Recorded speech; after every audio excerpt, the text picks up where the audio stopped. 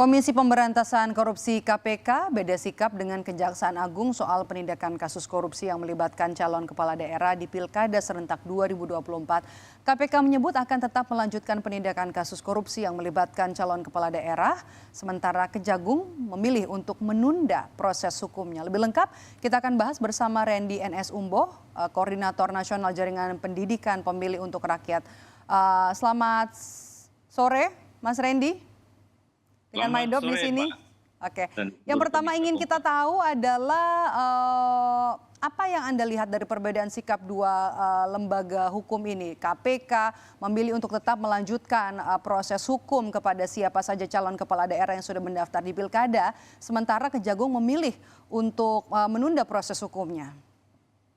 Jadi begini ya, sebelum itu kita bedakan dulu mana yang ranah atau domain penyelenggaraan pemilu atau pilkada pemilihan dan mana ranah penegakan hukum. Nah itu dua dulu. Nah oleh karena itu kalau kita sudah bisa memisahkan dua itu, maka dalam kaitan konstruksi kejaksaan atau kejaksaan ya tadi dan KPK, maka sebenarnya itu proses penegakan hukum yang terkait dengan tindak tanduk misalnya kepala daerah atau siapapun itu penyelenggara negara dalam kaitan korupsi. Oleh karena itu sikap masing-masing lembaga harus kita hormati. Tetapi misalnya seperti KPK kan, KPK menyatakan dia tetap melakukan ya apalagi yang sudah tersangka kan. Nah itu bagian dari saya rasa penegakan supremasi hukum ya kan. Halo? Ya, silakan Mas Randy. Kemudian kedua termasuk juga Mahkamah Agung. Memang dulu ada aturan yang sempat keluar, saya tahu di setiap pilkada itu, kalau misalnya sementara tahapan tidak ada upaya hukum. Tapi kan ini proses yang menyangkut dengan isu yang sangat sensitif di negara kita, korupsi, ya kan? Nah, itu pertama. Kedua, apakah ini mempengaruhi yang seperti yang dicuplik tadi dalam Kompas kan, proses pendaftaran atau tidak, ya kan? Nah, itulah yang saya katakan itu masuk dalam ranah pemilihan umum atau pilkada, pemilihan gubernur bupati kepala. Artinya kan Anda bilang ada peluang yang sama ya atau kesempatan yang sama begitu untuk setiap orang mencalonkan diri sebagai kepala daerah. Tapi poin kritis Anda yang bisa Anda sampaikan soal banyaknya fenomena calon kepala daerah yang sudah tersandung atau terjerat kasus dugaan korupsi tapi tetap bisa ikut daftar. Apa poin kritis Anda? Ya, itulah yang perlu kita kritisi ya kan. Pertama dari sisi partai politik sebagai pengusung pasangan calon, ya kan masih mencalonkan lagi pasangan calon kepala daerah yang punya latar belakang korupsi. Kita harus tahu bahwa dulu kan soal terpidana ini itu kan dilarang oleh undang-undang. Kemudian putusan Mahkamah Konstitusi bilang boleh asal dia jeda 5 tahun, ya kan. Tapi di tahun 2015 pilkada tidak perlu jeda 5 tahun. Dia harus sepanjang dia terbuka menyatakan kepada publik, ya kan, jujur dan terbuka bahwa dia ini mantan terpidana. Ini terpidana secara umum dulu ya. Kemudian bukan pelaku kejahatan berulang. Itu terjadi 2015. Tapi kemudian banyak mantan narapidana korupsi yang kepala daerah nyalon lagi, terpilih lagi. Nah, ketika terpilih lagi, ada gugatan lagi di MK Judicial Review. Dan MK memutuskan yang tadinya kan 2015 sudah nggak perlu tunggu jeda 5 tahun dalam proses asimilasi dengan publik, dengan masyarakat, dia ubah lagi pendiriannya bahwa harus tunggu dan jeda 5 tahun lagi. Kenapa? Karena banyak problem di situ. Kepala daerah yang dulunya tersangka korupsi, terpidana, masuk dalam menjalani hukuman, kemudian karena pasal itu mencalonkan lagi, terpilih lagi. Tapi terpilih lagi, korupsi lagi. Ya kan? Terpilih lagi, korupsi lagi. Nah itu kemudian MK mengubah harus jeda 5 tahun lagi, nunggu 5 tahun lagi. Lalu boleh mencalonkan diri, yang penting dia secara terbuka dan bukan pejabat. Mas Randy, kalau merujuk aturan, ini harusnya ke yang mana? Ke aturannya KPK tetap proses atau aturannya KPU? Enggak, kalau sisi aturan begini, KPU dia pasti dia hanya mengikuti undang-undang. Undang-undang itu karena poin mantan terpidana ini mengikuti putusan Mahkamah Konstitusi. Ada beberapa putusannya, itu poin pertama. Tapi secara general mantan terpidana. Nah khusus korupsi ini kan isu sensitif. ya kan? Secara hukum kan kita kenal ada culture, ada budaya kan.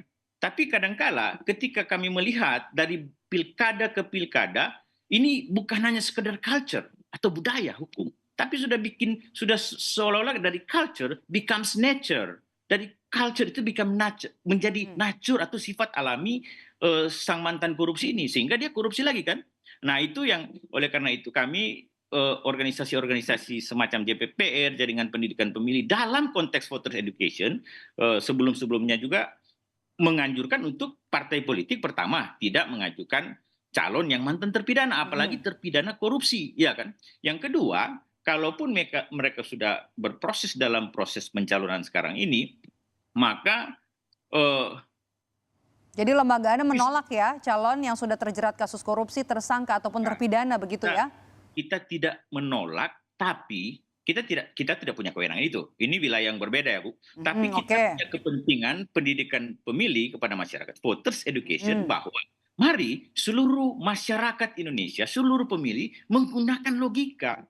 Ya kan, logika itu artinya pikiran, basisnya pikiran kan, bukan perasaan, basisnya rasio, not emosio. Nah, disitulah muncul pertimbangan-pertimbangan kita sebagai pemilih mau memilih. Ini calonnya misalnya bersih, tidak ada kaitan dengan korupsi misalnya. Ini ada. Karena apa? Ada poin penting dalam proses pendaftaran ini, dokumen yang misalnya dia harus sampaikan yang mantan terpidana, termasuk terpidana korupsi adalah dia kan secara terbuka menyampaikan kepada publik bahwa dia itu mantan terpidana. Iya kan? Di media cetak, media massa, dan termasuk di billboard atau baliho. Nah, itu dokumen resmi yang dimasukkan. Tapi dalam konteks juga pilkada, mestinya kan bebas saja pasangan calon yang siapa yang mau diusung begitu ya? Oke. Kalau gitu Mas Randy, gimana nanti pemilih menyikapi soal ini, opsi pilihan calon kepala daerah yang memang ada tersandung kasus korupsi kalau memang sudah dinyatakan tersangka dan menjadi paslon maju di pilkada? Yang mestinya sekarang sementara tapi dinyatakan tersangka. Nah, jadi begini, berarti ada 2 poin situ. Tadi konstruksi undang-undang yang sudah mantan terpidana. Kalau sekarang kan misalnya dalam konteks itu berarti bagaimana pemilih menyikapi hal ini? Iya, kalau pemilih menggunakan akal sehatnya dong, menggunakan logika tadi, rasio. Ya, kita mendorong seluruh pemilih Indonesia dalam setiap pemilu ataupun pilkada yang sekarang kita lalui menggunakan logika yang saya sebut tadi. Nah, logika itu akan nalar supaya pemilih memilih sesuai dengan kualifikasi, kualitas rekam jejak. Nah, itu penting karena kan begini, semangat reformasi kita kan anti KKN kan, korupsi, kolusi, dan nepotisme. Nah, korupsi juga bagian dari semangat reformasi kita. Kenapa? Misalnya yang saya sebut tadi ada 2 sisi, partai politik misalnya masih mengajukan, lalu masyarakat juga masih memilih. Itu soalnya, iya kan? Jadi saya rasa kita perlu memperkuat civic education, kita perlu memperkuat voters education, pendidikan pemilih kepada masyarakat kita, ya kan, agar supaya pilkada ini jangan cuma jadi ajang atau sarana seremonial aja, Mbak, ya kan? Jadi Anda merasa itu adalah gong terakhir di tangan pemilih begitu ya? Ketika dihadapkan dengan calon pemimpin atau paslon yang memang tersandung kasus korupsi, kalau kepala daerahnya saja bisa nggak bersih dari korupsi, yang perlu diantisipasi adalah perlu menilik lebih lanjut siapa calon yang memang menyatakan tidak terhadap korupsi. Oh iya, jadi itu semangatnya. Karena tadi ini pemilu ini yang sekarang ini makin demokratis katakanlah, tapi bisa juga disalahgunakan jadi ajang yang penting ada pemilu, ada demokrasi, tapi kita menghasilkan pemimpin yang justru lebih korup dari yang sebelumnya. Itu jadi pemilih yang akan menentukan karena asas kita itu kan langsung, umum, bebas, rahasia. Pemilih JPPR dalam kaitan ini ya kita berkewajiban untuk memberikan pendidikan pemilih yang semasifnya kepada masyarakat, ya kan, untuk supaya akal sehatnya, logikanya digunakan. Begitu, Mbak. Oke, terakhir kalau misalnya pendapat Anda soal penolakan politisasi kasus hukum di pilkada serentak ini bagaimana Mas Randy? Ya, jadi kalau soal politisasi kasus hukum, ya itu memang kurang baik, ya kan. Oleh karena itu makanya yang di sisi MA itu di pilkada-pilkada sebelumnya kan, kalau sementara tahapan, ya kan, sementara tahapan tidak memperkenankan memproses kasus hukum. Hmm. Itu memang ada suratnya. Tetapi itu politisasi kasus hukum, itu nggak bisa. Tapi kalau kasusnya misalnya sudah jadi tersangka sebelumnya, apalagi misalnya di KPK, dan Mhm. KPK misalnya punya sikap untuk ini, ya itu kewenangan KPK. Mhm. Tapi kalau bicara politisasi, oh jangan, kita nggak setuju juga politisasi hukum. Tapi kalau berdasarkan fakta, memang terjadi korupsi dan lain sebagainya, eh, kami adalah organisasi yang tidak menginginkan eh, pemimpin kita itu dalam latar belakang korupsi yang Hmm. eh, Oke. kaya kan. Oke, terakhir singkat Mas Randy, Ya, apa menurut Anda yang harus publik atau juga pemilih tahu soal calon kepala daerah yang memang sudah menjadi tersangka atau terjerat kasus korupsi di Pilkada serentak tahun ini? ya yang wajib pemilih tahu adalah kalau dia mantan terpidana korupsi, ya KPU-nya kan harus menyampaikan ya kan. Yang bersangkutan dulu menyampaikan secara terbuka kepada publik. Dan itu di media loh. Dan pemilih itu harus tahu. Kedua, nggak apa-apa dong dalam campaign kampanye kan kita ada kampanye kalau melihat Amerika ya kan, mereka serang, tapi yang diserang itu fakta.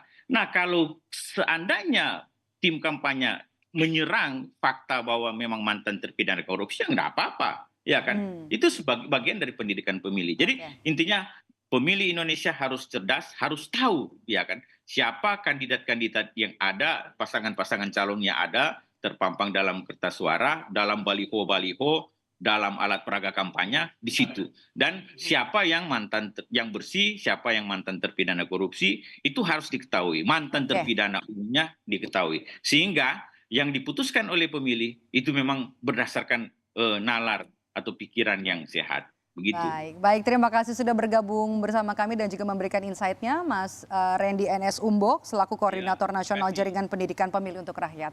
Saya selalu, Mas Randy.